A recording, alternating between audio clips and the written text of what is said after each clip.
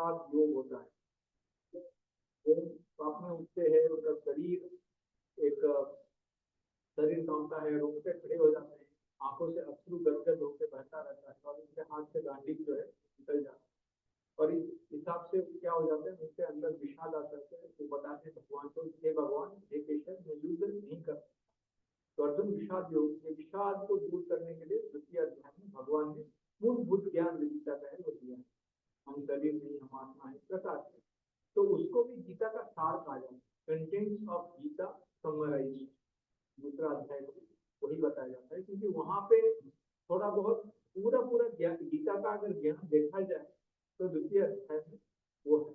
और उसी प्रकार से ये 18वां जो अध्याय है ये उपसंहार है, इसमें भी पूरा पूरा गीता का जो है समरी है। हम देखते हैं कि भगवान ने पहले तो 6 अध्याय में निष्काम कर्मयोग के बारे में बताया। पहला 6 अध्याय निष्काम कर्मयोग करके किस प्रकार से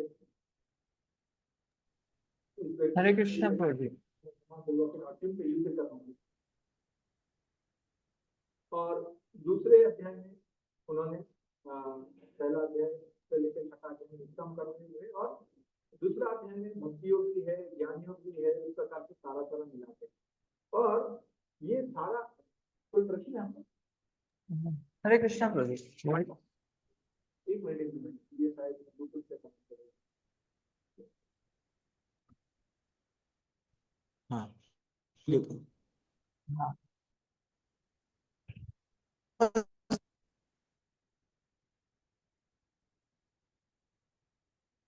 हरे कृष्णा, आवाज आ रहा है ना? हाँ, ठीक ठीक। तो देखिए, अर्जुन का जो चेतना है उसको भगवान धीरे धीरे ऊपर उठा रहे हैं, यानी उसको युद्ध करने का कारण क्या होना चाहिए, किस भित्ति पर अर्जुन युद्ध करे, जबकि उनको ऑलरेडी ये लगा हुआ था कि अरे ये तो मेरे सब सगे संबंधी है, इनको मैं किस प्रकार से मार सकता हूँ, गुरु को किस प्रकार से हत्या कर सकता हूँ, इस प्रकार से। तो सबसे जो कनिष्ठ स्थिति है या फिर सबसे निचला कारण वो ये क्या है कि हे अर्जुन, तुम क्षत्रिय हो, तुम्हें युद्ध करना चाहिए। क्यों युद्ध करना चाहिए? अरे क्योंकि क्षत्रियों का धर्म होता है युद्ध करना। अगर तुम जीतोगे तो फिर तुम्हें इतना बड़ा राज्य मिलेगा, अगर तुम हारोगे तो फिर तुम्हें स्वर्ग प्राप्ति होगा। तो ये कौन सा स्तर हम बोल सकते हैं भगवत प्राप्ति में या आत्मा साक्षात्कार में या भगवत साक्षात्कार में, ये कौन सा स्तर हम बोल सकते हैं? आप में से कोई बता पाएंगे कौन सा स्तर है?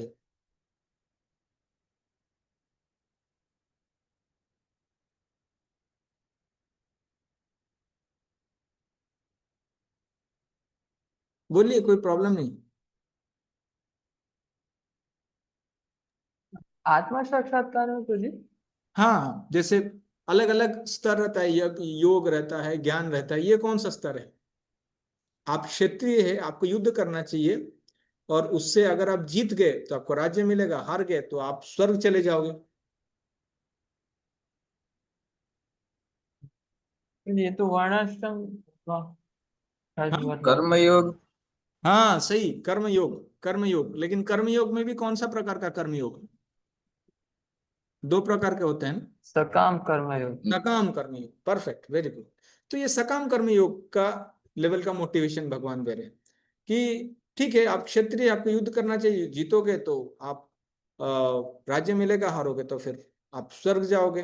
अच्छा, इससे थोड़ा ऊपर, आप शरीर नहीं, आप आत्मा हो, आपका कर्तव्य है युद्ध करना, आपका कर्तव्य समझ के युद्ध करना चाहिए, ये कौन सा हो गया?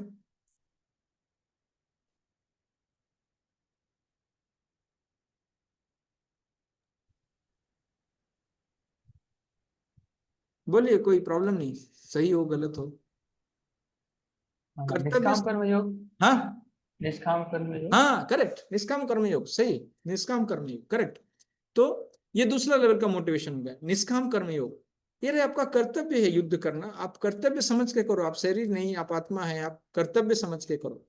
लेकिन उससे भी सबसे ऊंचा, आप मेरी प्रसन्नता के लिए युद्ध करो, मन मना भव मद भक्तो मद्याजी माम नमस्कुरु माम एवस्यसि सत्यम ते प्रतिजानि प्रयोजनम्। ये कौन सा स्तर हो गया? ये कौन सा योग हो जाए? भक्ति योग। हाँ परफेक्ट, तो ये भक्ति योग।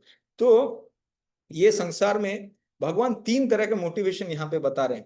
कर्मणि एवाधिकारस्ते मा फलेषु कदाचन, ये निष्काम कर्म योग के स्तर पर। ये और मन मना हमने जैसे बताया ये किसके स्तर पर, ये है भक्ति का स्तर। तो लेकिन यहाँ पे देखिए ज्ञान मार्ग और अष्टांग मार्ग भगवान ने अर्जुन को नहीं बताया। क्यों नहीं बताया, कोई बता सकते हैं? ज्ञान मार्ग या अष्टांग योग, इसको भगवान ने कभी रेकमेंड नहीं किया अर्जुन को। ऐसा क्यों हो सकता है?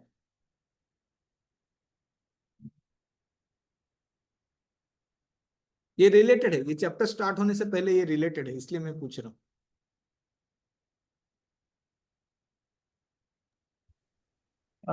क्योंकि प्रभु जी अर्जुन मतलब भगवान छठे चैप्टर में जब अर्जुन को मतलब वो एक्सप्लेनेशन किया गया तो फिर अर्जुन ने उसमें रिजेक्ट किया था कि जब मैं नहीं फॉलो कर पाऊंगा, इसलिए फिर। ठीक है, ठीक है, ये भी एक रीजन हो सकता है। ठीक है, कोई और कहना चाहेंगे? हरे कृष्ण प्रभु जी। हाँ, हरे कृष्ण। जैसे प्रभु जी योगा लेडर होता है तो उसमें दो योगा लेडर होते हैं। हाँ।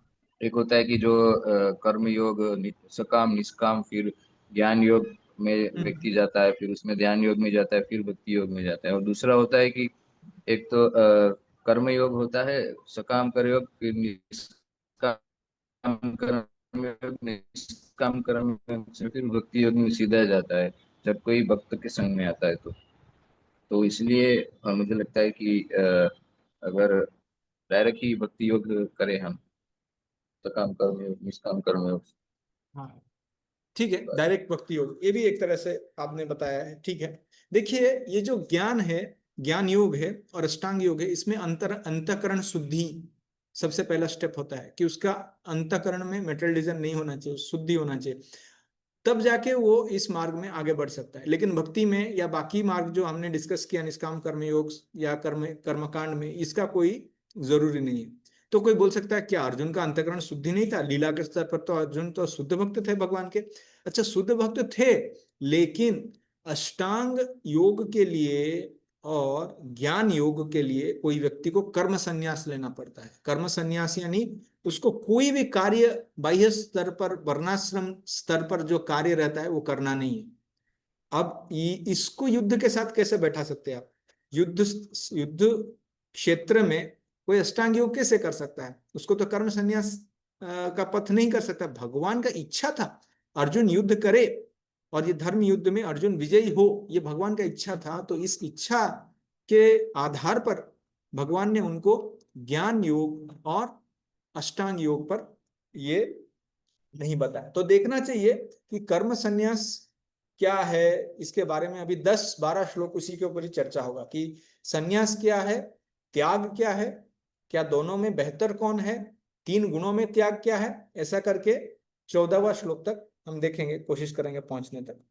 तो इस प्रकार से, और भगवान पूरे संसार में ये मार्ग दिखाना चाहते थे कि कौन सा मार्ग है सबसे सर्वोच्चतम मार्ग, जिसमें कोई रहकर इस संसार में कार्य कर सकता है, भले वो ब्रह्मचारी आश्रम में हो, गृहस्थ हो, वानप्रस्थ हो, संन्यास हो, कोई भी हो। तो भगवान अलग अलग स्तर भी दिखाए, जिससे कोई बहुत ज्यादा आसक्त हो तो उसके लिए कर्मकांड दे दिया है, कर्मकांड के स्तर पर आप कार्य कीजिए। कोई निरासक्त या अनासक्त हो, ठीक है, निष्काम कर्म योग में लगिए, या फिर ज्ञान के लिए किसका अंतःकरण शुद्धि है तो ठीक है आप उसमें लगिए, या अगर कोई भक्ति मार्ग में आ सकता है तो बहुत अच्छा है। भक्ति मार्ग इतना उत्कृष्ट है कि इसमें किसी का श्रद्धा नहीं भी है और आ गया है तो संग में श्रद्धा उपज उसका उत्पन्न किया जा सकता है। तो भक्ति सर्वश्रेष्ठ मार्ग है, और ये उपसंहार में भगवान एक लेवल्स में धीरे धीरे बताएंगे। तो सबसे पहला ये अर्जुन का प्रश्न है कि संन्यास श्रेष्ठ है या त्याग है, ये क्या है अर्जुन का प्रश्न। अर्जुन उवाच संन्यासस्य महाबाहो तत्त्वम् इच्छामि वेदितुं त्यागस्य च हृषीकेश पृथक् केशी निषूदना। पढ़िए, ट्रांसलेशन कोई पढ़िए।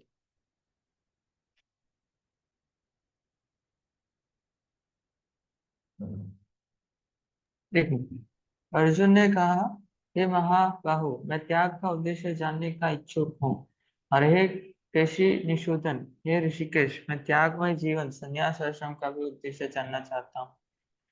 वास्तव में भगवद गीता 17 अध्यायों में ही समाप्त हो जाती है 18वां अध्याय तो पूर्व विवेचित विषयों का पूरक संक्षेप है। प्रत्येक अध्याय में भगवान बल देकर कहते हैं कि भगवान की सेवा ही जीवन का चरम लक्ष्य है। इसी विषय को इस 18वें अध्याय में ज्ञान परम गुह्य मार्ग के रूप में संक्षेप में बताया गया है। प्रथम 6 अध्यायों में भक्ति योग पर बल दिया गया। योगी नाम अपनी सर्वेशम, समस्त योगियों में से जो योगी अपने अंतर में सदैव मेरा चिंतन करता है और सर्वश्रेष्ठ है। अगले 6 अध्याय में शुद्ध भक्ति, उसकी प्रकृति तथा कार्यों का विवेचन है। अंत के 6 अध्याय में ज्ञान, वैराग्य, अपरा तथा परा प्रकृति के कार्यों का भक्ति का वर्णन है। निष्कर्ष रूप में यह कहा गया है कि सारे कार्यों को परमेश्वर से युक्त होना चाहिए, जो ओम तत्सत शब्दों के प्रकट होता है, और ये शब्द परम पुरुष विष्णु के सूचक है। भगवद गीता के तृतीय खंड से यही प्रकट होता है कि भक्ति ही एकमात्र जीवन का चरम लक्ष्य है। पूर्वीवर्ती आचार्यों तथा ब्रह्म सूत्र या वेदांत सूत्र का उदाहरण लेकर इसकी स्थापना की गई है। कुछ निर्विशेषवादी वेदांत सूत्र के ज्ञान पर अपना एकाधिकार जनाते हैं, लेकिन वास्तव में वेदांत सूत्र भक्ति को समझने के लिए है, क्योंकि ब्रह्म सूत्र के रचयिता प्रणेता साक्षात भगवान है और वे ही इसके ज्ञाता है। इसका वर्णन 15वें अध्याय में हुआ है। प्रत्येक शास्त्र, प्रत्येक वेद का लक्ष्य भक्ति है। भगवद गीता में इसकी व्याख्या है। जिस प्रकार द्वितीय अध्याय में संपूर्ण विषय वस्तु की प्रस्तावना सार का वर्णन है, उसी प्रकार 18वें अध्याय में सारे उपदेश का सारांश दिया गया है। इसमें त्याग, वैराग्य तथा त्रिगुणातीत दिव्य पद की प्राप्ति को ही जीवन का लक्ष्य बताया गया है। अर्जुन भगवद गीता के 2 विषयों का स्पष्ट अंतर जानने का इच्छुक है। ये है त्याग तथा संन्यास। अतः वह इन दोनों शब्दों के अर्थ की जिज्ञासा कर रहा है। इस श्लोक में परमेश्वर को संबोधित करने के लिए प्रयुक्त ऋषिकेश तथा केशी निषूदन ये 2 शब्द महत्वपूर्ण है। ऋषिकेश कृष्ण है, समस्त इंद्रियों के स्वामी, जो हमें मानसिक शांति प्राप्त करने में सहायक बनते हैं। अर्जुन उनसे प्रार्थना करता है कि वे सभी बातों को इस तरह संक्षिप्त कर दे जिससे वह संभाव में स्थिर रहे। फिर भी उसके मन में कुछ संशय है और ये संशय असुरों के समान होते हैं। अतः वह कृष्ण को केशी निषूदन कहकर संबोधित करता है। केशी अत्यंत दुर्जय असुर था, जिसका वध कृष्ण ने किया था। अब अर्जुन चाहता है कि वे उसके संशय रूपी असुर का वध करें। धन्यवाद। तो देखिए, वास्तव में भगवद गीता प्रभुपाद जी जैसे बताते हैं 17वें अध्याय में अंत हो गया था। उससे पहले 10वें अध्याय में भी अंत हो गया था भगवद गीता में भूय एव महाबाहो, जब भूय एव भगवान बोलते हैं, वहां पे भूय एव बोलते हैं, और फिर परम ब्रह्म परम धाम पवित्रम परमम भवान पुरुष शाश्वत देव्यम आदि देवम अजाम विभूम, ये श्लोक में भी ये भगवद गीता का अंत माना जा सकता है। पर भौतिकवादी लोगों को भगवान श्री कृष्ण जो है वो परम भगवान है, ये दिखलाने के लिए विभूति योग या विश्वरूप दर्शन, ये आगे के जो अध्याय है, इसमें अर्जुन ने प्रश्न पूछ के इस प्रकार से थे। और 18वां अध्याय जो है वो सबका एक तरह का उपसंहार है, समरी स्टडी है। सो पहले अध्याय से लेकर 6ठा अध्याय में भक्ति के बारे में थोड़ा किंचित वर्णन है, जैसे तानि सर्वाणि संयम्य युक्त आसीत मत्परः वसे ही यस्य इंद्रियाणि तस्य प्रज्ञा प्रतिष्ठिता, ये भक्ति के बारे में। या फिर नेहा विक्रमो नासुस्ति प्रत्यवायो न विद्यते, या फिर योगी नाम अपनी सर्वेशाम, जो प्रभुपाद जी ने बताया। तो थोड़ा ये 3-4 श्लोक हैं जो भक्ति से रिलेटेड हैं। और जो अगला 6 अध्याय है, अगला षटक है 7 से लेकर 12, उसमें तो भर भर के कृष्ण भक्ति के बारे में है। 7वां अध्याय ले लीजिए, 9वां अध्याय ले लीजिए, 10वां अध्याय में चतुश्लोकी है, 11वां अध्याय का अंतिम श्लोक ले लीजिए, 12वां अध्याय में कई लेवल्स दिए गए हैं शुद्ध भक्ति के। तो ये सारा पूरा का पूरा भक्ति से ओतप्रोत है। और ये आखिरी का षटक वो ज्ञान योग से डील करता है। अभी अर्जुन संन्यास और त्याग, इसके बीच का फर्क वो जानना चाहते हैं। और यहाँ पे अर्जुन ने कई सारे शब्दों का उपयोग किया है। 1 मिनट हम इसको थोड़ा सा देखेंगे।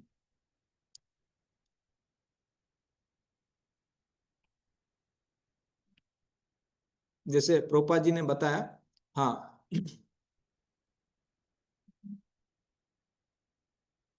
यहाँ पे जो महाबाहो, ये दोनों तो प्रभुपाद ने बता दिया। अर्जुन क्या बता रहे हैं कि क्या ये संन्यास और त्याग संपूर्णतः अलग है, जैसे पेड़ और पत्थर, या फिर उनका सिमिलर मीनिंग है, जैसे कुरु और पांडव। तो अगर वो अलग है, पृथक तत्व है, तो मुझे बताइए।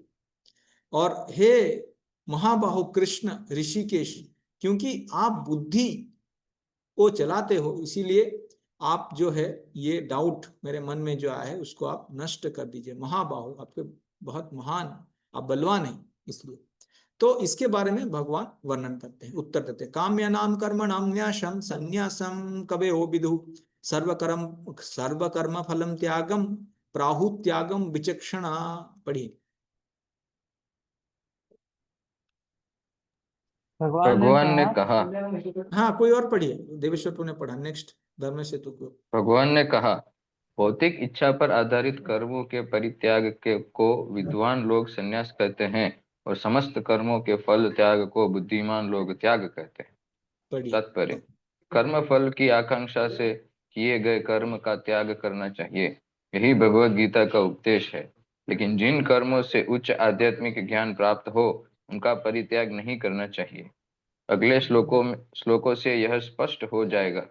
वैदिक साहित्य में किसी विशेष उद्देश्य से यज्ञ संपन्न करने की अनेक विधियों का उल्लेख है। कुछ यज्ञ ऐसे हैं जो अच्छी संतान प्राप्त करने के लिए या स्वर्ग की प्राप्ति के लिए किए जाते हैं, लेकिन जो यज्ञ इच्छाओं के वशीभूत हों उनको बंद करना चाहिए।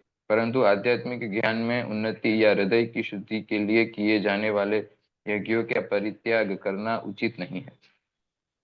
हाँ, देखिए 3 प्रकार के कर्म हैं वैदिक सभ्यता में। एक है नित्य कर्म, एक है नैमित्तिक कर्म और एक है काम्य कर्म। तो ये 3 तरह के कर्मों से अगर कोई काम्य कर्म का त्याग करता है तो उसका संन्यास, कर्म संन्यास वो प्राप्त किया, इस प्रकार से बोलते हैं। नित्य कर्म क्या है, नैमित्तिक कर्म क्या है और ये काम्य कर्म क्या है। नित्य कर्म जिस प्रकार से सुबह उठना, स्नान करना, संध्या करना, तर्पण करना, ये वैदिक सभ्यता में काफी इसका प्रचलन था। तो इसलिए इस प्रकार के कार्य जो हर दिन करता है कोई व्यक्ति, उसको नित्य कर्म कहा जाता है। सुबह उठना, शुचिर्भूत होना, स्नान करना इत्यादि, पूजा अर्चन करना, इस प्रकार से। और नैमित्तिक कर्म यानी कभी कभार प्रासंगिक, श्राद्ध हो गया या फिर साल में एक बार कोई उत्सव हो गया, कोई यज्ञ हो गया, धार्मिक कार्य हो गया, इस प्रकार से ये हो गया नैमित्तिक। और काम्य कर्म यानी कोई भौतिक इच्छा को पूर्ति के लिए जब कोई व्यक्ति कार्य करता है तो उसको काम्य कर्म करते हैं। जिस प्रकार से कोई संतान उत्पत्ति चाहता है, अच्छा संतान चाहता है, तो कोई प्रकार का यज्ञ करता है, अग्निष्टोम, ज्योतिष्टोम इत्यादि यज्ञ। या फिर कोई स्वर्ग इत्यादि पे जाना चाहता है तो उसके लिए यज्ञ करता है। कोई धन प्राप्ति के लिए यज्ञ करना चाहता है, तो ये सब क्या हो गया, काम्य कर्म हो गए। जैसे ही व्यक्ति वैदिक काल में कर्म संन्यास प्राप्त करता था, कर्म संन्यास ले लेता था, तो फिर ये काम्य कर्म से वंचित होता था, काम्य कर्म से नहीं करना रहता जो वैदिक सन्यासी रहता है उस प्रकार से। लेकिन नित्य कर्म और नैमित्तिक कर्म तो रहते ही है, जैसे सुबह उठना, गायत्री करना, स्नान करना इत्यादि, ये तो रहता है, इसको तो कोई छोड़ नहीं सकता। तो यहाँ पे परिभाषा क्या दिया गया है, जो व्यक्ति काम्य कर्म का त्याग करता है उसे सन्यासी कहता है, और जो व्यक्ति सारे कर्म फल का त्याग करता है उसे त्यागी कहते हैं। तो इसमें थोड़ा सा फर्क है। अब देखिए यहाँ पे भगवान इस दोनों में फर्क कर रहे हैं। आगे 4-5 श्लोक, 6 श्लोक के बाद दोनों को सिमिलरली एड्रेस करने लगेंगे भगवान, हाँ, तब कंफ्यूज मत होना। अभी भगवान क्या बता रहे हैं कि जो काम्य कर्म का त्याग करता है वो सन्यासी है। जो सारे कर्म फल का त्याग, सारे कर्म में नित्य कर्म का कोई फल मिलता है, नैमित्तिक कर्म का कोई फल मिलता है और काम्य कर्म का कोई फल मिलता है, ये तीनों को कोई उसका फल को त्याग करता है उसे त्यागी कहते हैं। अभी जिस प्रकार से कोई जंगल में चला गया तो वहां पे नित्य और नैमित्तिक कर्म करेगा और उसका काम्य कर्म तो नहीं कर पाएगा वहां पे, यज्ञ इत्यादि। तो भगवान यहाँ पे अर्जुन को संन्यास के वजह त्याग जो है वो बता रहे हैं। तो क्योंकि वो गृहस्थ है, वो छोड़ नहीं सकते कार्य करना, तो इसीलिए उन्हें त्याग करना चाहिए। अब कृष्ण भक्त हैं हम लोग, हम कार्य करते हैं, हम सोसाइटी में मैनेजमेंट करते हैं, या फिर कोई गृहस्थ हैं वो जो है धन इत्यादि अर्निंग करते हैं, या फिर ब्रह्मचारी है तो फंड कलेक्शन करते हैं।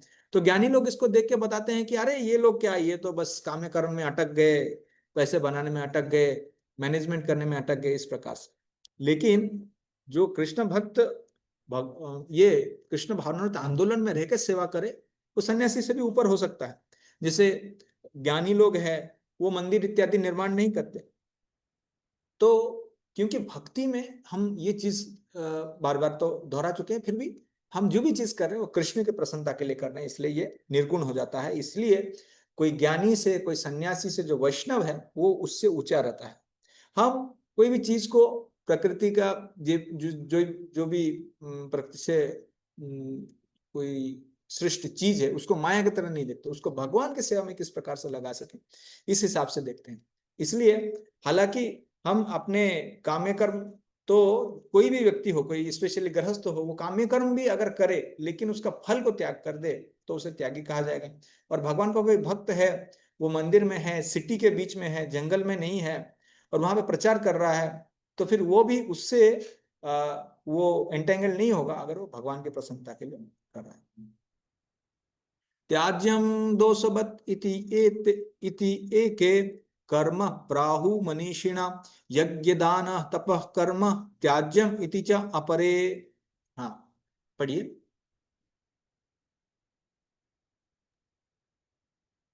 कुछ विद्वान घोषित करते हैं कि समस्त प्रकार के सकाम कर्मों को दोषपूर्ण समझकर त्याग देना चाहिए, किंतु अन्य विद्वान मानते हैं कि यज्ञ दान तथा तपस्या के कर्मों को कभी नहीं त्यागना चाहिए। पढ़िए। तात्पर्य: वैदिक साहित्य में ऐसे अनेक कर्म हैं जिनके विषय में मतभेद हैं। उदाहरणार्थ यह कहा जाता है कि यज्ञ में पशु मारा जा सकता है, फिर भी कुछ का मत है कि पशु हत्या पूर्णतया निषिद्ध है। यद्यपि वैदिक साहित्य में पशु वध की संस्तुति हुई है, लेकिन पशु को मारा गया नहीं माना जाता। यह बलि पशु को नवीन जीवन प्रदान करने के लिए होती है। कभी कभी यज्ञ में मारे गए पशु को नवीन पशु जीवन प्राप्त होता है, तो कभी वह पशु तत्क्षण मनुष्य योनि को प्राप्त हो जाता है। लेकिन इस संबंध में मनीषियों में मतभेद है। कुछ का कहना है कि पशु हत्या नहीं की जानी चाहिए, और कुछ कहते हैं कि विशेष यज्ञ बलि के लिए यह शुभ है। अब यज्ञ कर्म विषयक विभिन्न मतों का स्पष्टीकरण भगवान स्वयं कर रहे हैं। एक मिनट, थोड़ा यहाँ पे देखते हैं।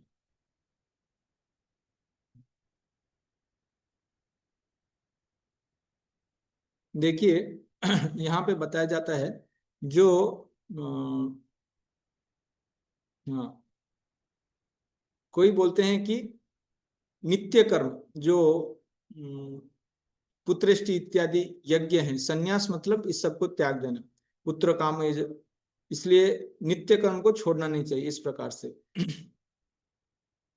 तो दो प्रकार के जो है फिलोसोफर्स मिलते हैं हमारे वैदिक इसमें, एक मीमांसक है और एक सांख्यवादी है।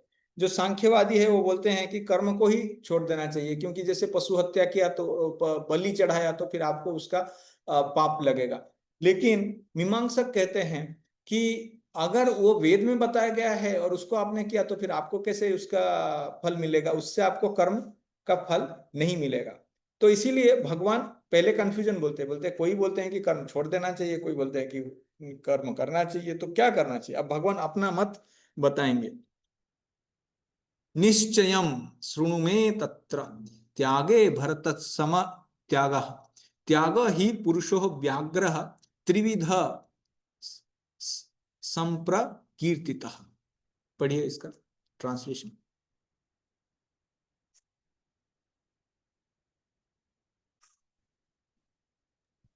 हे भरत श्रेष्ठ, अब त्याग के विषय में मेरा निर्णय सुनो। हे नरशार्दूल, शास्त्रों में त्याग 3 तरह का बताया गया है। यद्यपि त्याग के विषय में विभिन्न प्रकार के मत हैं, लेकिन परम पुरुष श्री कृष्ण अपना निर्णय दे रहे हैं जिसे अंतिम माना जाना चाहिए। निस्संदेह सारे वेद भगवान द्वारा प्रदत्त विभिन्न विधान नियम है। यहाँ पर भगवान साक्षात उपस्थित है, अतः उनके वचनों को अंतिम मान लेना चाहिए। भगवान कहते हैं कि भौतिक प्रकृति के 3 गुणों में से जिस गुण में त्याग किया जाता है उसी के अनुसार त्याग का प्रकार समझना चाहिए। बराबर, करेक्ट। तो जिस प्रकार अभी भगवान निश्चयम बता रहे हैं, तो अपने वो अपने हिसाब से बता रहे हैं कि मेरा ओपिनियन निश्चयम तत्र। तो हमने ये देखा कि सांख्य योग वाले जो कपिल को मानते हैं वो बोलते हैं कि ये कार्य त्याग अगर नहीं करोगे तो उससे क्या होगा, हिंसा होगा, और हिंसा माँ हिंसावत सर्वभूतानि, इसको त्याग करना चाहिए। और बाकी लोग बोलते हैं, जैसे यहाँ पे जैमिनी, वो बोलते हैं कि नहीं, यज्ञ को आपको नहीं त्यागना चाहिए, क्योंकि ये वेदों में वर्णित है। इसीलिए अगर उसमें हिंसा होता भी है, लेकिन क्योंकि आप वेदों को फॉलो कर रहे हो, इसलिए आपका रिएक्शन नहीं आता है। तो त्याग 3 गुण में है जो भगवान यहाँ पे बताएंगे। ओके। हाँ, ही भगवान बताएंगे 3 तरह का त्याग है, इसके बारे में चर्चा करेंगे आगे। 1 मिनट।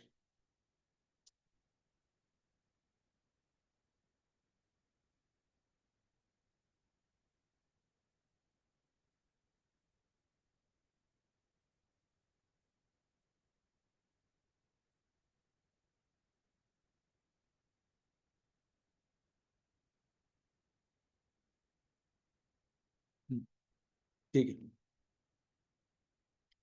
हाँ, तो भगवान सबसे पहले यहाँ पे अभी क्या बताएंगे कि ये यज्ञ दान तप को कोई छोड़ नहीं सकता। यज्ञ दान तपः कर्म नात्यज्यम कार्यमेव तत् यज्ञ दान तपश्चैव पावनानि मनीषिणाम। इसको कोई त्याग नहीं कर सकता। पढ़िए। यज्ञ दान तथा तपस्या के कर्मों का कभी परित्याग नहीं करना चाहिए, उन्हें अवश्य संपन्न करना चाहिए। निस्संदेह यज्ञ दान तथा तपस्या महात्माओं को भी शुद्ध बनाते हैं। योगी को चाहिए कि मानव समाज की उन्नति के लिए कर्म करे। मनुष्य को आध्यात्मिक जीवन तक ऊपर उठाने के लिए अनेक संस्कार पवित्र कर्म है। उदाहरणार्थ विवाह उत्सव एक यज्ञ माना जाता है, यह विवाह यज्ञ कहलाता है। क्या एक सन्यासी जिसने अपना पारिवारिक संबंध त्याग कर संन्यास ग्रहण कर लिया है, यह उत्सव को प्रोत्साहन दे? भगवान कहते हैं कि कोई भी यज्ञ जो मानव कल्याण के लिए हो, उसका कभी भी परित्याग न करे। विवाह यज्ञ मानव मन को संयमित करने के लिए है, जिससे आध्यात्मिक प्रगति के लिए वह शांत बन सके। सन्यासी को भी चाहिए कि इस विवाह यज्ञ की संस्तुति अधिकांश मनुष्य के लिए करे। सन्यासियों को चाहिए कि स्त्रियों का संग न करे, लेकिन इसका अर्थ यह नहीं है कि जो व्यक्ति अभी जीवन की निम्न अवस्थाओं में है, अर्थात जो तरुण है, वह विवाह यज्ञ में पत्नी न स्वीकार करे। सारे यज्ञ परमेश्वर की प्राप्ति के लिए है, अतएव निम्नतर अवस्था में यज्ञों का परित्याग नहीं करना चाहिए। इसी प्रकार दान हृदय की शुद्धि संस्कार के लिए है। यदि दान सुपात्र को दिया जाता है तो उससे आध्यात्मिक जीवन में प्रगति होती है, जैसा कि पहले वर्णन किया जा चुका है। ठीक है। तो ये यज्ञ दान और तप ना, ये किसी भी स्तर पर इसको बंद नहीं करना चाहिए। यज्ञ दान और तप, जो जो ज्ञानी है और जो कर्म संन्यास लेते हैं, वो लोग यज्ञ दान और तप इत्यादि को त्याग कर देते हैं। लेकिन ब्रह्मचारी हो, वानप्रस्थ हो, गृहस्थ हो, सन्यासी हो, सबके लिए ये यज्ञ दान और तप बहुत नित्यांत जरूरी है। जैसे सन्यासी है, वो किसका दान करेंगे? आध्यात्मिक ज्ञान का दान करेंगे। और जो ब्रह्मचारी है, वो किसका दान करेंगे? वो भी आध्यात्मिक ज्ञान का करेंगे और सेवा का दान करेंगे। और जो गृहस्थ है, वो अपने उपार्जित अर्थ का दान करेंगे। यज्ञ तो इस प्रकार से है कि संकीर्तन यज्ञ है, लेकिन कभी कभी सन्यासी भी जो है वो विवाह यज्ञ कर सकते हैं। ये भी एक यज्ञ है। जैसे प्रभुपाद जी ने जब अमेरिका गए तो अपने शिष्यों को, जो हिप्पी जैसे रहते थे, तो उनको बोला कि आप इस प्रकार से नहीं रह सकते, पुरुष स्त्री साथ में आपको रहना है, तो आप वैवाहिक जीवन में गृहस्थ के रूप में रहिए। और फिर प्रभुपाद जी ने ही उनका विवाह यज्ञ संपन्न किया। और कभी कभी सन्यासी भी जो है वो खुद शायद स्त्रियों के साथ संबंध ना रखे, लेकिन अपने शिष्यों के विवाह के लिए वो उसमें इंस्पायर कर सकता है। तो इसलिए जो हम बाह्य रूप से किसी को ऊंचा नीचा इस प्रकार से नहीं देखते हैं। कोई भी किसी वर्ण में हो, किसी आश्रम में हो, हम उसके हिसाब से उसको जज या फिर उसको ये नहीं करते हैं। चैतन्य महाप्रभु ने कहा है, ना हम विप्रो न च नरपति नापि वैश्यो न शूद्रो ना हम बन्नी न च गृहपति नापि मनस्तो यतिर्वा किंतु प्रोद्यान निखिल परमानंद पूर्णामृताब्धिर गोपी भर्तुर पदक मेलेभ्योर दास दास दासनुदास। तो ये होता है जीवात्मा का जीवेर स्वरूप है कृष्ण नित्य दास। तो इस प्रकार की भावना, इस प्रकार की चेतना के साथ हम जीते हैं। ये नहीं कि अरे ये बहुत ऊंचा है, ये नीचा है, इस प्रकार से किसी का वर्ण या आश्रम का स्थिति के ऊपर हम उसको जज नहीं करते, कौन कौन ऊपर है कौन नीचे है। और यज्ञ दान और तप कोई किसी भी स्थिति में हो उसके लिए होता ही होता है। अब इस दोनों में कौन सा ऊपर है, संन्यास या त्याग, इसके ऊपर भगवान अगले श्लोक में ये बताएंगे। एतानपि तु कर्माणि संगम त्यक्त्वा फलानि च कर्तव्यानि इति मे पार्थ निश्चितं मतम उत्तमम्। इन सारे कार्यों को किसी प्रकार की आसक्ति या फल की आशा के बिना संपन्न करना चाहिए। हे पिता, इन्हें कर्तव्य मानकर संपन्न किया जाना चाहिए। यही मेरा अंतिम मत है। तात्पर्य: यद्यपि सारे यज्ञ शुद्ध करने वाले हैं, लेकिन मनुष्य को ऐसे कार्यों से किसी फल की इच्छा नहीं करनी चाहिए। दूसरे शब्दों में, जीवन में जितने सारे यज्ञ भौतिक उन्नति के लिए हैं, उनका परित्याग करना चाहिए। लेकिन जिन यज्ञों से मनुष्य का अस्तित्व शुद्ध हो और जो आध्यात्मिक स्तर तक उठाने वाले हो, उनको कभी बंद नहीं करना चाहिए। जिस किसी वस्तु से कृष्ण भावनामृत तक पहुंचा जा सके, उसको प्रोत्साहन देना चाहिए। श्रीमद् भागवत में भी यह कहा गया है कि जिस कार्य से भगवत भक्ति का लाभ हो, उसे स्वीकार करना चाहिए। यही धर्म की सर्वोच्च कसौटी है। भगवत भक्त को ऐसे किसी भी कर्म, यज्ञ या दान को स्वीकार करना चाहिए जो भगवत भक्ति करने में सहायक हो। धन्यवाद।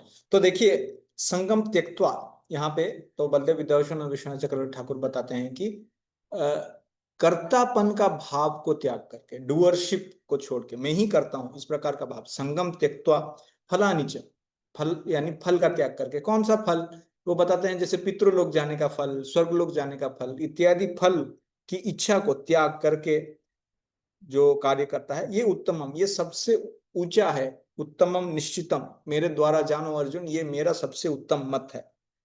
तो कोई भी आश्रम में हो, कार्य बिना फल की आकांक्षा के लिए करना चाहिए। भक्ति के स्तर पर भी हमें देखना चाहिए। कभी कभी हम देखते हैं कोई भक्त है जो मंदिर में अलग अलग सेवाओं में नियोजित होते हैं, कोई फंड कलेक्शन करे, कोई शास्त्रों को पढ़ाए, कोई मैनेजमेंट करे, कोई पुस्तकों का वितरण करे। इन सबों में क्या है कि हम सबको समान दृष्टि से देखते हैं और हर कार्य फल की आकांक्षा के बिना करना चाहिए, विदाउट फ्रूटिव मेंटालिटी।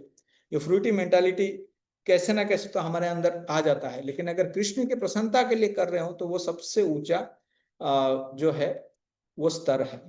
हम देखते हैं कि काम्य कर्म शायद कर सकते हैं, लेकिन हम बंद कर सकते हैं, लेकिन नित्य कर्म जैसे जप करना, सुबह उठना इत्यादि कार्य को कभी कोई बंद नहीं कर सकता। और सारे लोगों को, शायद वो कार्य कर्म करे या नित्य कर्म करे, जैसे कोई गृहस्थ के लिए नित्य कर्म हो सकता है कि वो अपना उदर निर्वाह के लिए कोई कार्य करे, कोई जॉब करे। अब हम उनको बोल सकते हैं कि आपका जॉब छोड़कर आप बैठ जाओ और 24 घंटा जप करो। अब उतना प्रगत है तो शायद कर सकते हैं, लेकिन साधारणतया in general it is not possible.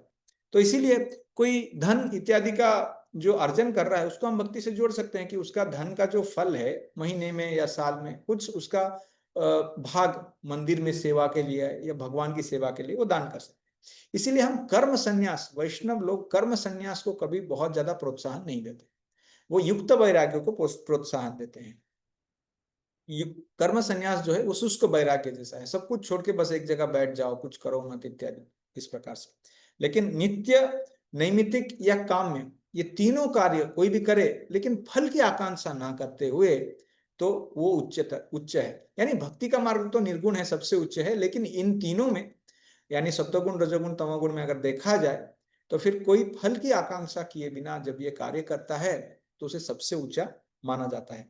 अब त्याग को, अब भगवान ने सबसे ऊंचा क्या बताया? त्याग बताया कि फल की आकांक्षा किए बिना अगर कोई इस प्रकार से कर सकता है। अब त्याग और संन्यास, इसको नॉर्मल दोनों को सिमिलर मीनिंग बताएंगे भगवान। अभी से जब 3 गुणों का जब डिस्क्रिप्शन करेंगे तो आप इसमें ज्यादा कंफ्यूज मत होना, वो आगे जो बताया था डेफिनेशन वो वहीं का था।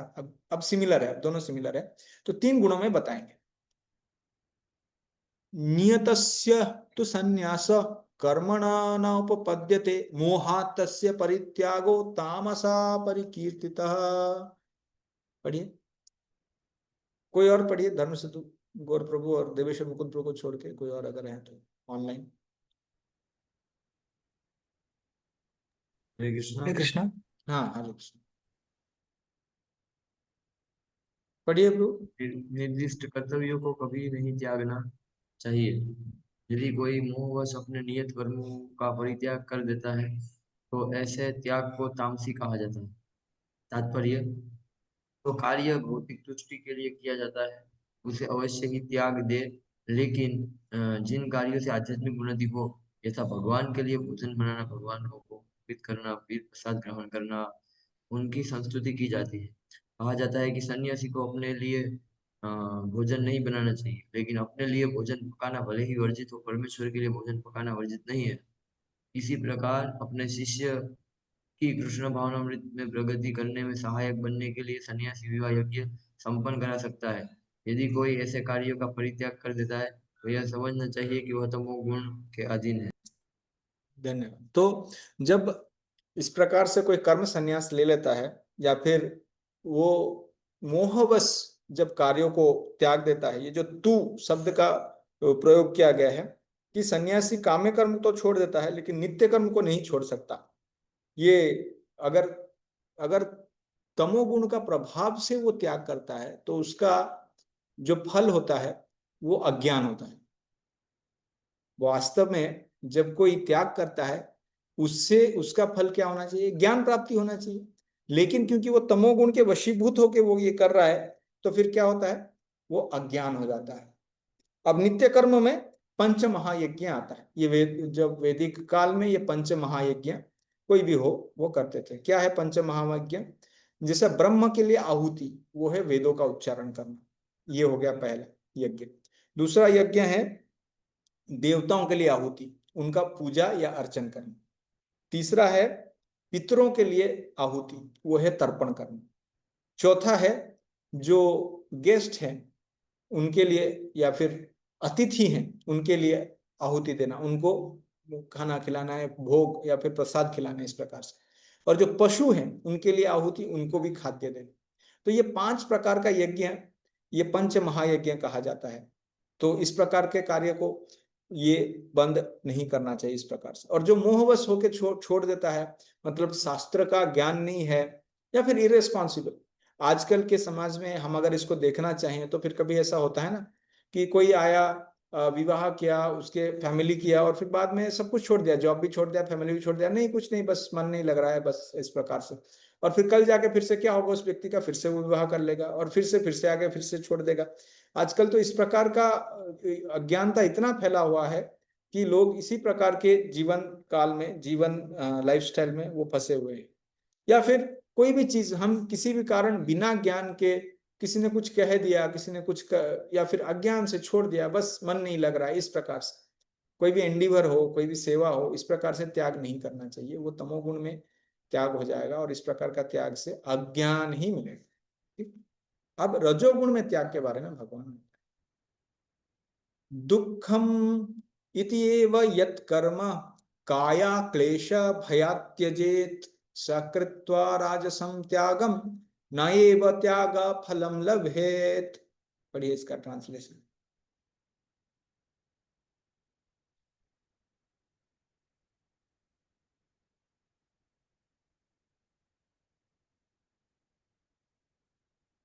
ठीक है, कोई नहीं पढ़े अब तक वो पढ़िए। जो हरे कृष्णा, जो हरे व्यक्ति कृष्ण। जो व्यक्ति नियत कर्मों को कष्टप्रद समझकर या शारीरिक क्लेश के भय से त्याग देता है, उसके लिए कहा जाता है कि उसने यह त्याग रजोगुण में किया है। ऐसा करने से कभी त्याग का उच्च फल प्राप्त नहीं होता। तात्पर्य, जो व्यक्ति कृष्ण भावनामृत को प्राप्त है, उसे इस भय से अर्थोपार्जन बंद नहीं करना चाहिए कि वह सकाम कर्म कर रहा है। यदि कोई कार्य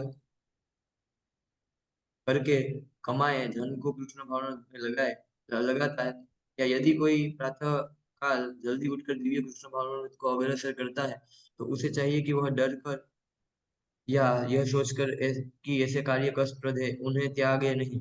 ऐसा त्याग राजसी होता है। राजसी कर्म का फल सदैव दुखद होता है। यदि कोई व्यक्ति इस भाव से कर्म त्याग करता है तो उसे त्याग का फल कभी नहीं मिलता। धन्यवाद। देखिए इसमें क्या बताया गया है कि किसी को ज्ञान है कि नित्य कर्म से उसको नित्य कर्म अच्छा होता है, तो और उसको कोई त्याग करता है तो पाप होता है, लेकिन फिर भी वो त्याग कर देता है। क्यों? क्योंकि शारीरिक क्लेश है। काया क्लेश भय त्यजित। काया यानी शरीर, क्लेश यानी दुख या कष्ट। कष्ट होगा शरीर को, इस प्रकार सोच के वो त्याग देता है, तो फिर उसको ज्ञान प्राप्त नहीं होगा उस त्याग से। कोई जानता भी है कि ये विश्वनाथ चक्रवर्ती और बलदेव दास जानते हैं कि निष्काम कर्म करने से मोक्ष मिलेगा, लेकिन फिर भी काया क्लेश का भय से वो त्याग देता है। क्यों त्याग देता है? जैसे उसको यज्ञ करने के लिए कोई सामग्री को इकट्ठा करना पड़े, तो उसके लिए कोई कष्ट हो सकता है, तो इस प्रकार का कष्ट से का भय से वो त्याग देता है। या फिर सुबह उठने के बाद जो स्नान करने का कष्ट है, वो कष्ट उठाना नहीं चाहता। ये स्पेसिफिकली विश्वनाथ चक्रवर्ती ठाकुर बताते हैं। तो इस प्रकार का त्याग क्या है? ये रजोगुणी त्याग है। तो इससे त्याग फलम लभेत, त्याग फल का लाभ यानी ज्ञान मार्ग में दृढ़ दृढ़ होना, वो दृढ़ स्थिति वो प्राप्त नहीं कर सकता। बहुत मुश्किल होगा। दुखम इति एव, अरे परिवार इत्यादि बहुत दुख है, बहुत कष्ट है, जॉब में प्रॉब्लम है, बॉस बहुत परेशान कर रहा है, छोड़ दो परिवार को, या फिर छोड़ दो जॉब को। इस प्रकार का त्याग जो है वो रजोगुणी त्याग है। या फिर कभी कभी देखा जा सकता है कि ब्रह्मचारी आश्रम में कभी कोई आ जाए, किस लिए?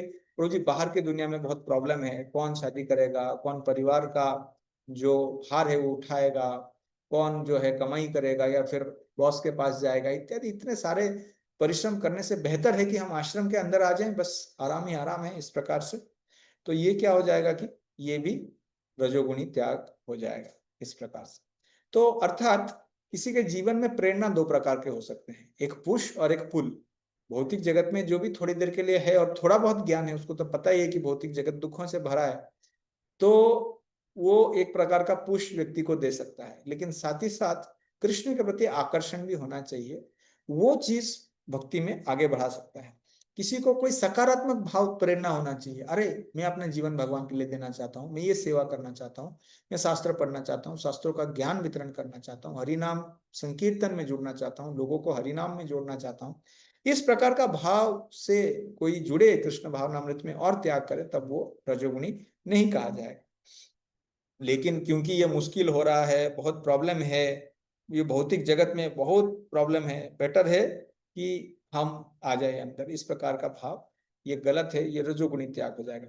उसी प्रकार से ये खाली आश्रम के बारे में नहीं, गृहस्थ आश्रम या ब्रह्मचर्य आश्रम के बारे में नहीं है। हम कभी भी कोई सेवा लेते हैं, कोई भी कोई एंडीवर, कोई चेष्टा करते हैं, कई बार उस चेष्टा में, उस प्रकल्प में या प्रोजेक्ट में कोई प्रॉब्लम आ सकता है, या फिर कोई कठिनाई आ सकती है जिसमें शारीरिक कष्ट हो सकता है। अब शारीरिक कष्ट बहुत हो रहा है, तो बेहतर है कि हम इसको त्याग कर दे, अपना सेवा चेंज कर ले या फिर अपना प्रकल्प को बदल दें। तो ये क्या हो जाएगा? ये राजसिक हो जाएगा। इस प्रकार से जो त्याग करते हैं वो स्थायी नहीं होता। तो इस प्रकार का त्याग करके आ जाए तो फिर बाद में फिर से वो चीज के प्रति आकर्षित हो सकता है जिस चीज को कोई त्याग किया है। तो ये रजोगुण में त्याग के बारे में भगवान ने बताया है। तो रजोगुण का त्याग गलत है, इस प्रकार से ज्ञान का लाभ नहीं होता है। तो आगे सत्वगुण में त्याग क्या होता है, इसके बारे में भगवान बताएंगे। कार्यमिति एव यत् कर्म नियतं क्रियते अर्जुन, संगम त्यक्त्वा फलं च एव सत्याग सात्विक मतः। पढ़िए कोई।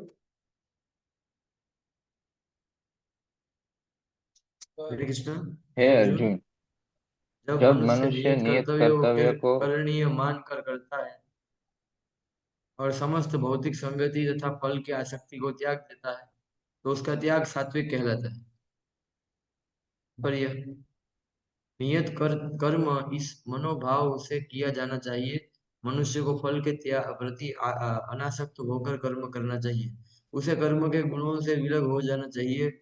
जो व्यक्ति कृष्ण भावनामृत में रहकर कारखाने में कार्य करता है, वह न तो कारखाने के कार्य से अपने को जोड़ता है, न ही कारखाने के श्रमिकों से। वह तो मात्र कृष्ण के लिए कार्य करता है, और जब वह इसका फल कृष्ण को अर्पण कर देता है, तो दिव्य स्तर पर कार्य करता है। धन्यवाद। तो ये सत्व गुण में त्याग के बारे में बताया गया है। तो दोनों आचार्य इस प्रकार से बता रहे हैं, कोई नित्य कर्म कर रहा है कि कार्यम एव इति यत् कर्म, कोई ये कार्य है, करना चाहिए, करणीय है, इस प्रकार के सोच के करना चाहिए, तो फिर वो सत्व गुण है। और दूसरा क्या है कि वो संगम त्यक्त्वा यानी वो अपने आप को कर्ता नहीं मानता है, कर्तापन को त्याग करता है और फल का त्याग करता है। इस प्रकार से अगर कोई कार्य का, कर्म का त्याग नहीं करता लेकिन कर्म के फल का, कर्तापन का त्याग करता है और करणीय है इसलिए सोच के करता है, तो फिर क्या होता है, उसको ज्ञान प्राप्ति होता है। और इस प्रकार का चेतना ही सत्वगुण में है, किसी का चेतना इस प्रकार से हो वही सत्वगुणी है। तो नित्य कर्म करणीय है। तो संगम त्यक्त्वा हमने जैसे बताया, खाली कर्तृत्वपन्न नहीं, कर्तृत्वपन्न यानी अपने कार्य के प्रति बहुत आसक्त होते हैं। जैसे मुझे ये चीज अच्छा लगता है इसलिए मुझे मुझे ये सेवा दे दो, मैं इसी सेवा ही करता रहूंगा, नहीं। जो सेवा बोला जाए वो करना वो मुश्किल होता है क्योंकि वो बोला गया है, लेकिन कुछ कुछ सेवा है जो मुझे अच्छा लगता है, यानी हम उसके प्रति आसक्त है उसको करने के लिए। और जो जो वो चीज कृष्ण के प्रसन्नता के लिए करे तब तो वो निर्गुण हो गया, उसमें कोई डाउट नहीं है। जो कोई भी कार्य हम वर्णाश्रम में देखते हैं एज ए ड्यूटी मान के करते हैं, वो सब तो सात्विक रहता है या फिर उससे वो मोक्ष प्राप्त कर सकता है। और जब हम इस प्रकार की चेतना में रहते हैं और हम भक्तों के संग में रहते हैं या किसी को गाइड करते हैं, तो किस प्रकार से करते हैं, इस प्रकार से करते हैं कि भगवान ने वास्तव में मुझे जो संग मिला है वो भगवान ने मुझे प्रदान किया है, और इनके साथ आदान प्रदान मैं इस प्रकार से करूं कि कृष्ण कैसे प्रसन्न हो जाए। तो फिर इस प्रकार का भाव से आदान प्रदान करें तो कृष्ण वास्तविक प्रसन्न हो सकते हैं। या फिर हम किन्हीं को मार्गदर्शन प्रदान कर रहे हैं कृष्ण भक्ति में, ये नहीं सोचते हैं कि अरे मैं तो इसका मार्गदर्शक हूं, मैं इसको मार्गदर्शन दूंगा, नहीं। इस आत्मा को मैं भगवान के चरण में कैसे आगे बढ़ा सकता हूं, मैं इसको कृष्ण के चरण के प्रति कैसे जोड़ सकता हूं ज्यादा से ज्यादा, और ये सेवा मैं कैसे कर सकता हूं। तो इस प्रकार से जब कोई सोचता है तो फिर वो सत्वगुण में होता है।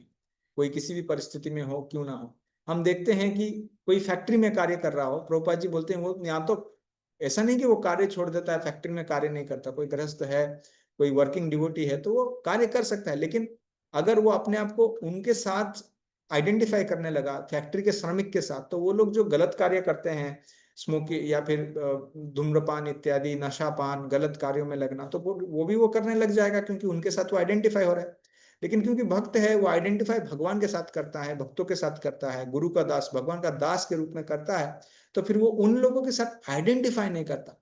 देखिए यहाँ पे भौतिक जगत में रहना, ये तो रहना ही पड़ेगा सबको, लेकिन रहते हुए किस प्रकार से कार्य कर सकता है इसके बारे में यहाँ पे बताया है। जस्ट एक मिनट, यहाँ पे और एक चीज लिखा था, मैं शायद उसको मिस कर रहा हूँ, बहुत सुंदर चीज लिखा था। देखते हैं यहाँ पे।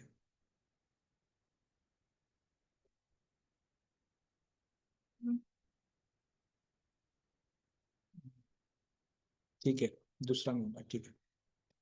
तो हम देखते हैं एक बार एक सीनियर भक्त ने अपने गुरु महाराज को पूछा, कोई प्रश्न पूछा। प्रश्न पूछने के बाद उन्होंने जब उत्तर दिया तो काफी अचंभित हो गए और उन्होंने बोला, I am just serving you as your spiritual master. तो मैं आपको आपका गुरु के रूप में मैं सेवा कर रहा हूँ। यानी गुरु का सेवा रहता है कि शिष्य का चेतना को कृष्ण की ओर लेके आए, ये उनका सेवा है। हमें लगता है कि उनका क्या सेवा, उनका सेवा ये है शिष्य का चेतना किस प्रकार से कृष्ण की ओर लेके आए, इस प्रकार से। तो कोई भी स्थिति में हो, कोई कार्य किधर भी कर रहा हो, वो किस प्रकार से कृष्ण से जोड़ सकते हैं, इस प्रकार का भावना है तो वो कृष्ण भावना भावित हो सकता है।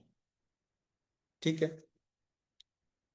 न द्वेष्टीय कुशलम कर्म कुशल नानुसज्जते, त्यागी सत्व समाविष्टो मेधावी छिन्न संशया।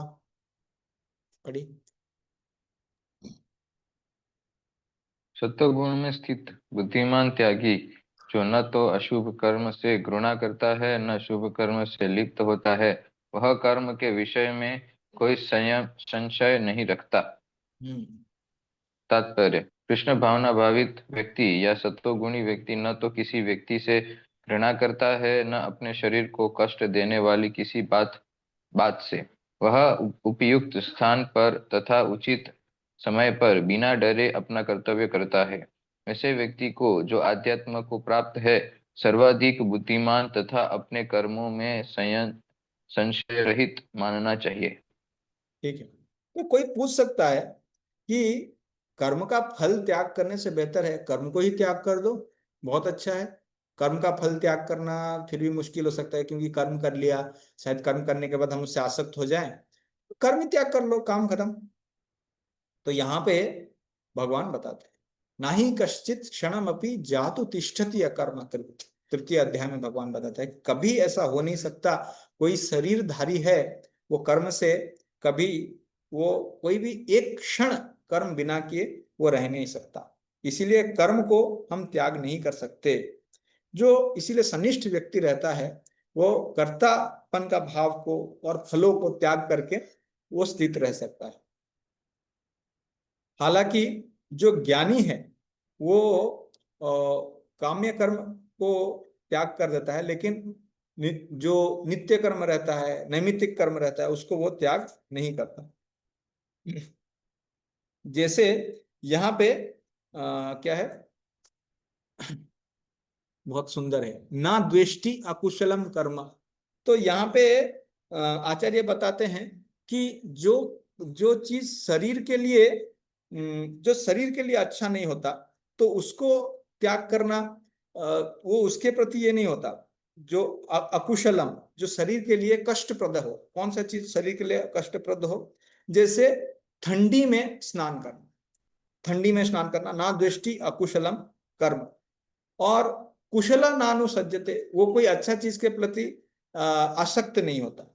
जैसे कोई चीज शरीर के लिए अच्छा हो, जैसे गर्मी के समय में स्नान करना, उसके प्रति आसक्त नहीं होता, क्योंकि समाविष्ट, सत्व समाविष्ट, वो सत्व में स्थित है। क्योंकि जो सत्व गुण में रहता है उसको जो सही है वो दिखता है, एज इट इज उसका विजन रहता है। और कभी भी उसका मन में ये धारणा नहीं आता है कि मैं जो ये कार्य कर रहा हूं अभी मुश्किल चल रहा है, लेकिन इस कार्य से मुझे ज्ञान प्राप्त होगा, छिन्न संशय, उसका मन में कभी ये जो है संशय आता नहीं है कि मुश्किलें कार्यों में आ सकती है। जो हमारे नित्य कर्म है, नैमित्तिक कर्म है, कृष्ण भावनामृत में भी मुश्किलें आ सकती है। हम अपने संस्था की जो इतिहास है उसमें देखते हैं कितने सारे मुश्किलें आए, श्रील प्रभुपाद के जीवन में हो या फिर उनके शिष्यों के जीवन में हो, कितने सारे, लेकिन कभी भी उन्होंने जप करना या फिर भक्ति का मार्ग, भागवत श्रवण इत्यादि का त्याग नहीं किया। क्योंकि वो ना तो जो अच्छा लगता है उसके प्रति आसक्त थे, ना जब बुरा आता है उसके, जब अच्छा लगता है उसको आसक्त, और जब बुरा आता है उसके प्रति द्वेष। इस प्रकार का भावना से वो लोग कभी कार्य नहीं किए। वो उनको पूरी तरह से ज्ञान था कि जब हम भक्ति से अगर जुड़े रहेंगे और करते रहेंगे तो फिर हमें क्या होगा, इसमें सिद्धि प्राप्त होगा। ना ही देहभृतां शक्यं त्यक्तुं कर्माणि अशेषतः, ये तु कर्म फलम त्यागी सत्यागी इति अभिधीयते। बोलिए, पढ़िए। निसंदेह किसी भी देहधारी प्राणी के लिए समस्त कर्मों का परित्याग करना असंभव है, लेकिन जो कर्म फल का परित्याग करता है वह वास्तव में त्यागी कहलाता है। भगवद गीता में कहा गया है कि मनुष्य कभी भी कर्म का त्याग नहीं कर सकता। अतएव जो कृष्ण के लिए कर्म करता है और कर्म फलों को भोगता नहीं, तथा जो कृष्ण को सब कुछ अर्पित करता है, वही वास्तविक त्यागी है।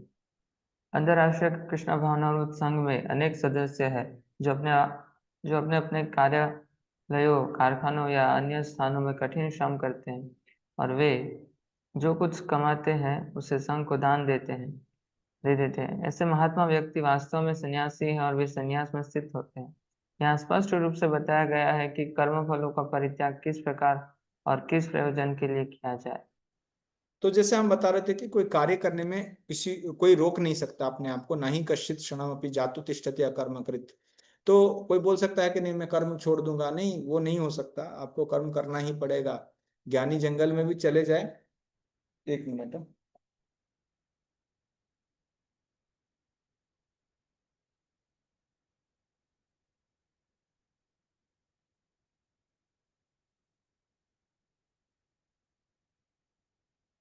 तो ज्ञानी जंगल में भी चले जाए तो भी उसे कुछ ना कुछ कार्य करना पड़ेगा।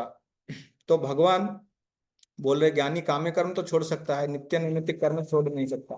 और साधारणतः हमें ये नहीं सोचना चाहिए भगवान यहाँ पे संन्यास आश्रम के लिए या संन्यास के लिए लोगों को डिस्करेज कर रहे हैं, ऐसा नहीं है। साधारणतः लोग कर्म अधिकारी होते हैं। कर्म अधिकारी यानी जो कर्म करने के लिए लायक हो या फिर कर्म मार्ग में चलने के लायक हो, तो उनके लिए तो कर्म करना ही पड़ता है। और हम देखते हैं हमारे सोसाइटी में या हमारे जो संस्था में ऐसे बहुत सारे भक्त हुए जो दिन रात कार्य करते थे प्रभुपाद के समय, और अपना सारा का सारा जो धन है वो, एक मिनट जस्ट,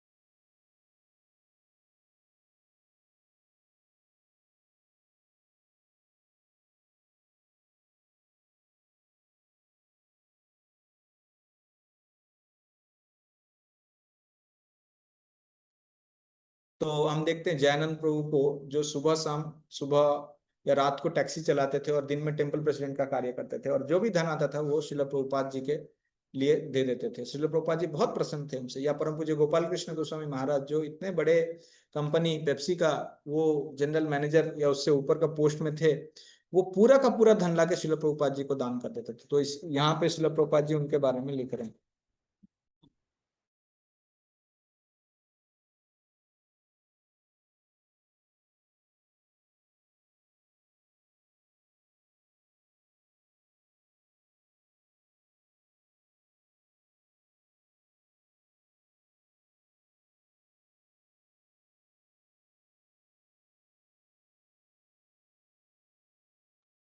ठीक है, तो इसलिए वो कोई भी आश्रम में हो उनको प्रभुपाद जी सन्यास बोल के बोलते थे। और आगे हमने जाके देखा किस प्रकार से परम पूज्य गोपाल कृष्ण महाराज जी ने इतना बड़ा संस्था को भारत में इतना प्रसार प्रचार करके उसको एस्टेब्लिश किया।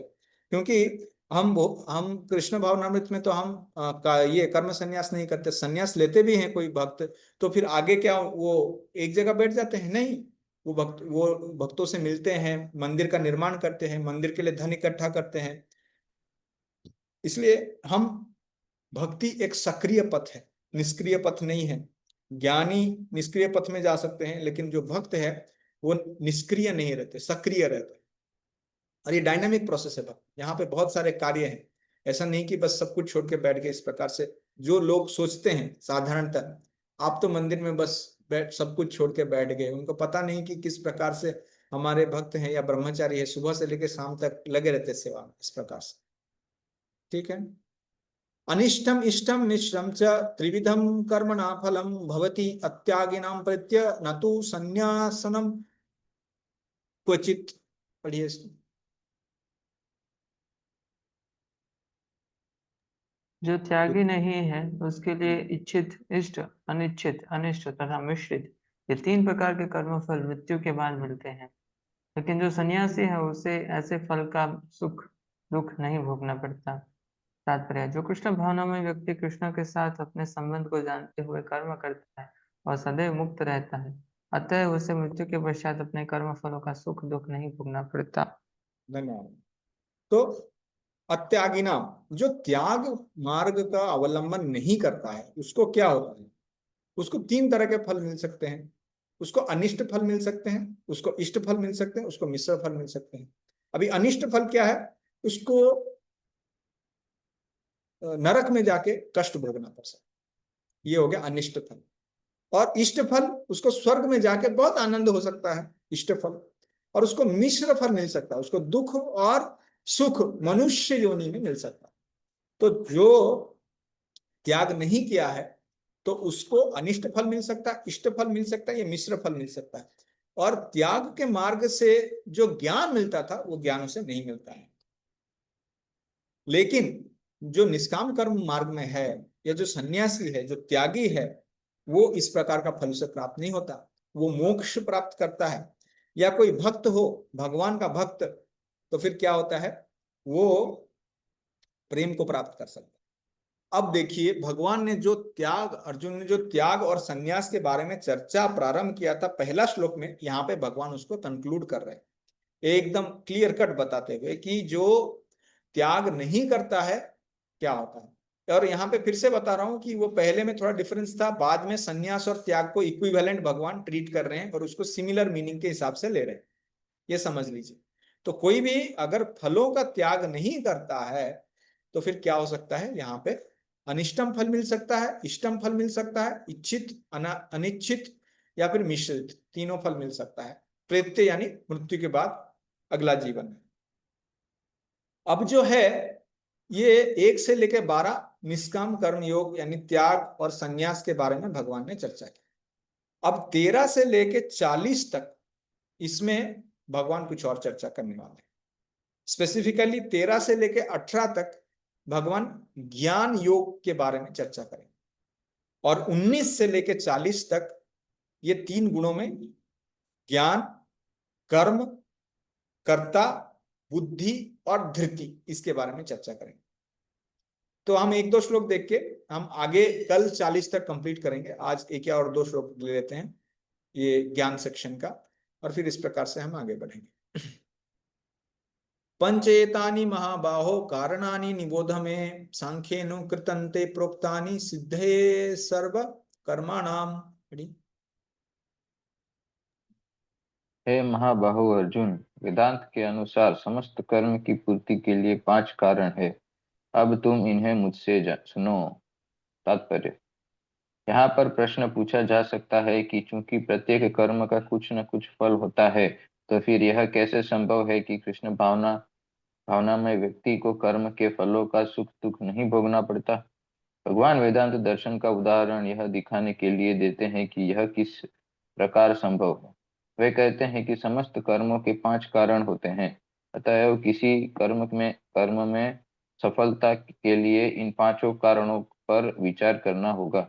सांख्य का अर्थ है ज्ञान का आधार स्तंभ और वेदांत अग्रणी आचार्यों द्वारा स्वीकृत ज्ञान का चरम आधार स्तंभ है।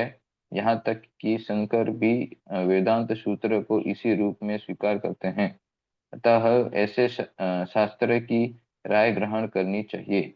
चरम नियंत्रण परमात्मा में निहित है, जैसा कि भगवद गीता में कहा गया है, सर्वस्य चाहम हृदि सन्निविष्टः।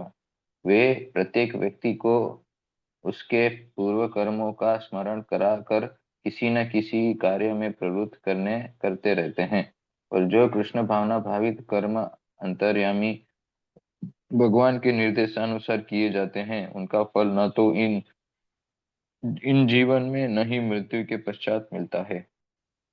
धन्यवाद। तो वेदांत के अनुसार समस्त कर्मों के पूर्ति के लिए 5 कारण है ना, 1 कारण नहीं, 5 कारण है।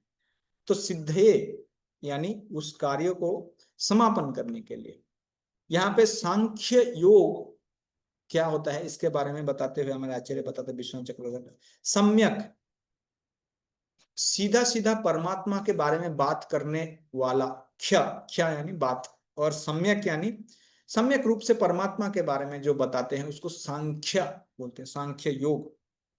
तो जो व्यक्ति को, क्यों व्यक्ति को, यहाँ पे प्रथम लाइन में प्रभुपाद जी प्रश्न उठाते हैं। यहाँ पर प्रश्न पूछा जा सकता है कि चूंकि प्रत्येक कर्म का कुछ ना कुछ फल होता है, तो फिर ऐसे कैसे संभव हो जाए कि कृष्ण भावना में व्यक्ति को कर्म के फल का सुख दुख नहीं भोगना पड़ता, या फिर निष्काम कर्म योगी को भी इस प्रकार से जो फलों का आकांक्षा नहीं करता है उसको उसका फल भोग क्यों नहीं करना पड़ता?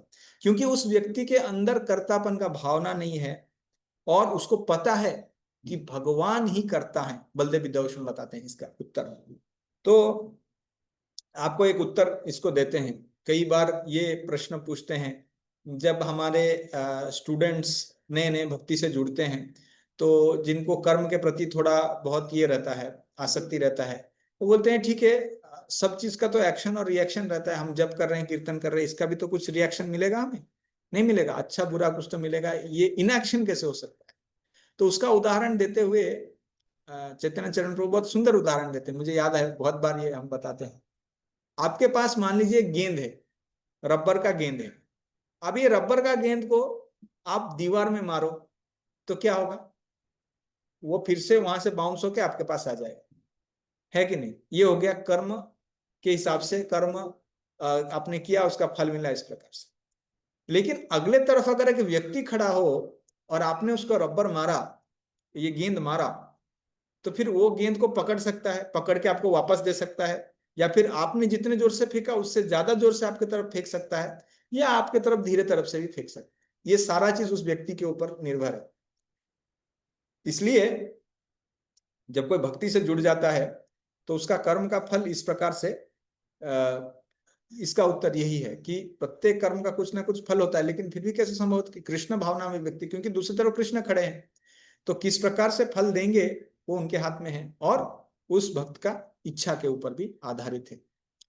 तो क्या है वो 5 चीज, उसके बारे में बताएंगे। साधारणतया इस दुनिया में जो भी कोई चीज करता है तो लगता है कि मैंने किया है, तो इस आधार को तोड़ने के लिए यहाँ पे हमने तो पहले भी देखा था, प्रकृति, पुरुष और परमात्मा, या जीव, जगत और जगदीश 13वां अध्याय में।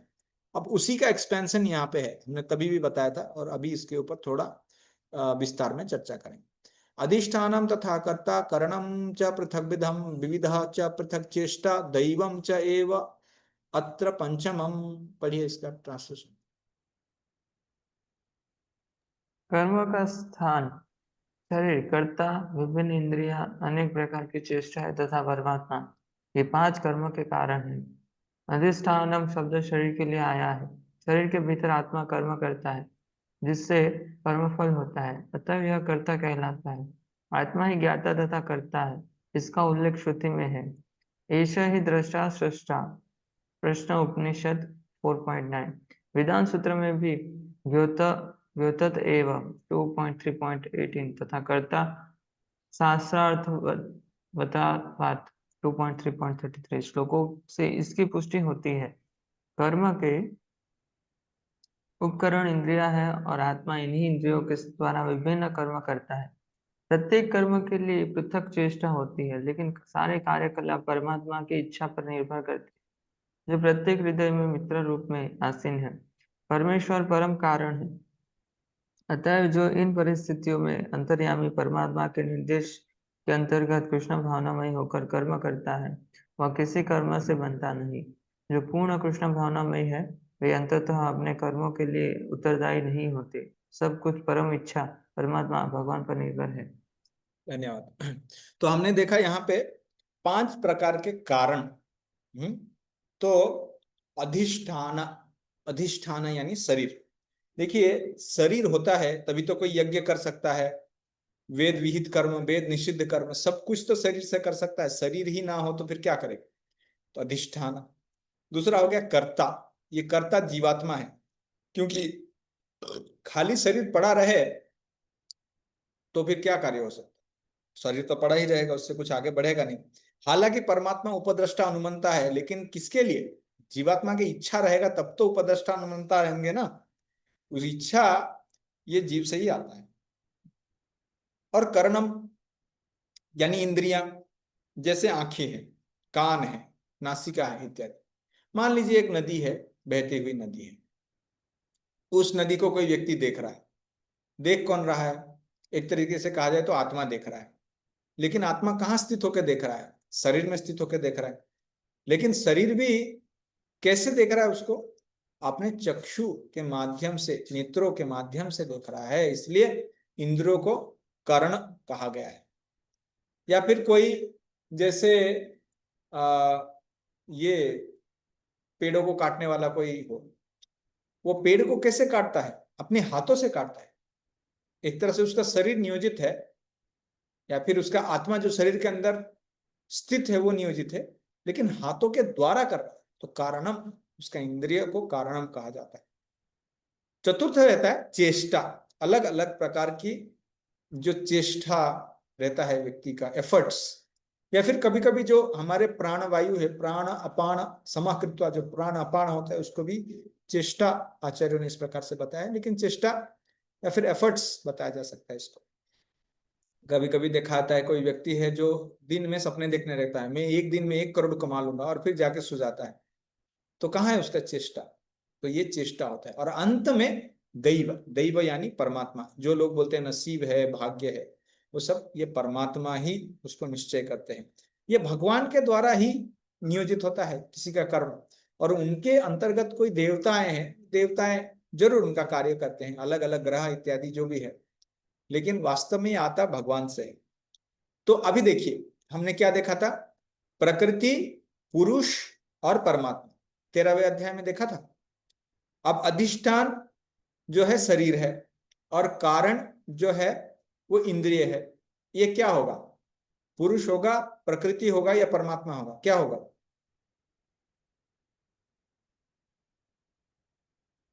अधिष्ठान यानी शरीर और कारण यानी इंद्रिय, ये क्या होगा? भौतिक प्रकृति। प्रकृति, जीवात्मा या परमात्मा? प्रकृति। हाँ करेक्ट, तो ये हो गया प्रकृति। अब बच गए कौन? दैव। दैव कौन होगा, परमात्मा होगा, जीवात्मा होगा या प्रकृति होगा? परमात्मा। परमात्मा। बच गए कर्ता और चेष्टा। कर्ता यहाँ पे किसको कहा गया है? आत्मा। हाँ जीवात्मा को। और चेष्टा भी पुरुष में आता है क्योंकि चेष्टा भी जीवात्मा ही करता है, इसलिए। तो फिर से हमें 3 कैटेगरी में ये मिल गए प्रकृति, पुरुष और परमात्मा।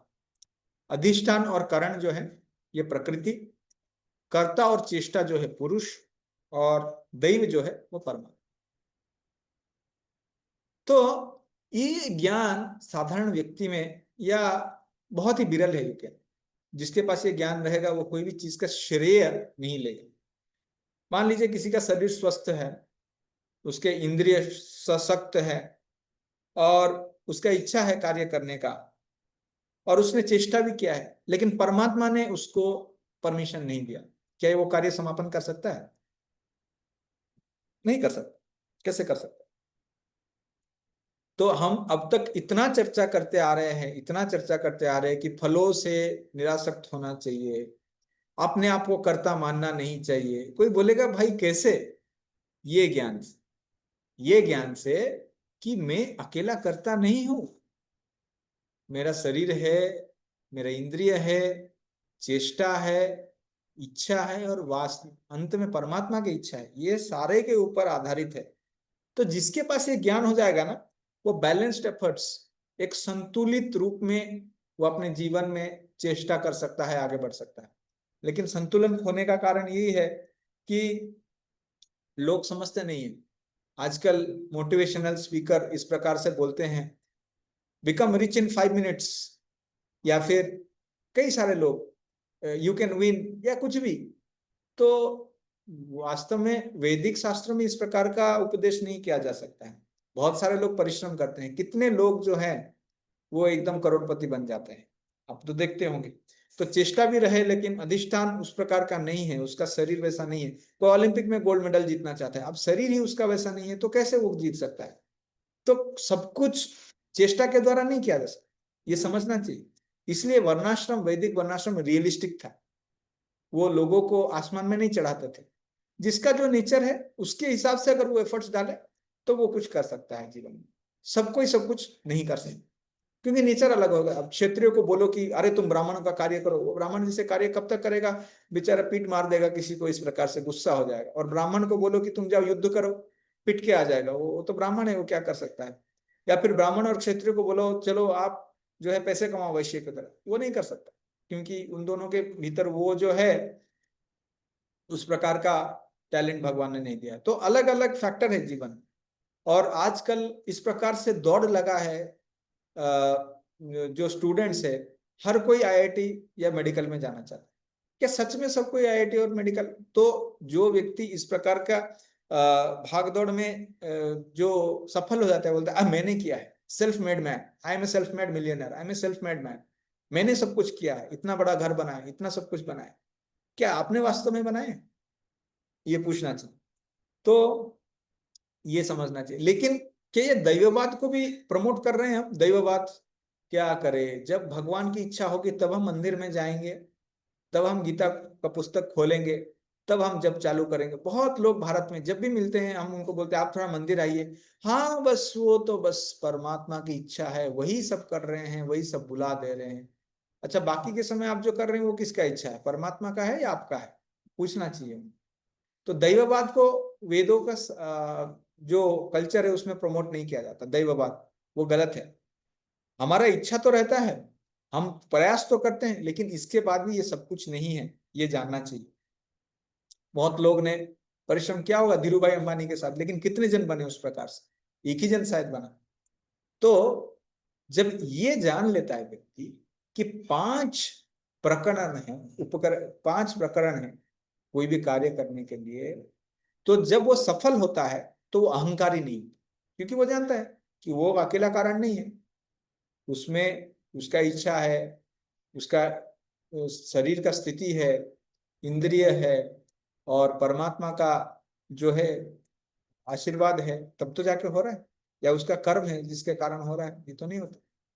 और जब वो असफल होता है तो निरुत्साही नहीं होता, एकदम न्यून हो गया, अरे मेरे से कुछ नहीं हो पाया, नहीं, शायद बहुत अच्छा चेष्टा भी किया होगा, शायद सब कुछ ठीक भी रहा होगा, लेकिन असफल हुआ इसलिए क्योंकि परमात्मा ने उस प्रकार का उनको आदेश नहीं दिया। तो वैदिक कल्चर में धर्म करने पर बहुत जोर है, ये नहीं कि आपका फल आपके हाथ में हो नहीं हो, इस प्रकार से कर्मणे एव अधिकारस्ते मां फलेषु कदाचन मां कर्म फल हेतु, इस प्रकार से, या फिर सुखे दुखे समाकृत्वा। अब कोई बोल सकता है कि पाप में भी तो ये 5 कारण रहेंगे, पाप कार्य में, तो मेरा तो उसमें फिर कार्य, उसमें मेरा शेयर घट जाता है। इसमें सबसे इंपॉर्टेंट देखना है कि जीवात्मा का इच्छा है कोई भी कार्य करने के लिए परमात्मा का जो अनुमंता, उनका परमिशन प्राप्त करने के लिए जीवात्मा का इच्छा है, तो इसीलिए इसी पर यह आधारित है संपूर्णतः। ठीक है, आगे हम इसका और डिटेल चर्चा करेंगे कल, कोशिश करेंगे कल 40वें श्लोक तक हम संपूर्ण करें, और इस प्रकार से और 3 कक्षा में शायद ये कवर होगा। किसी का कोई प्रश्न है इस पे? नहीं तो हम यहीं पे विराम देते हैं।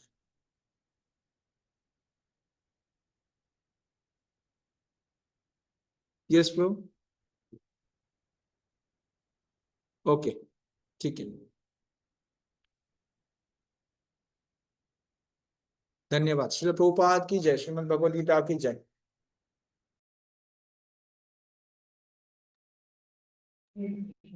हरे कृष्णा।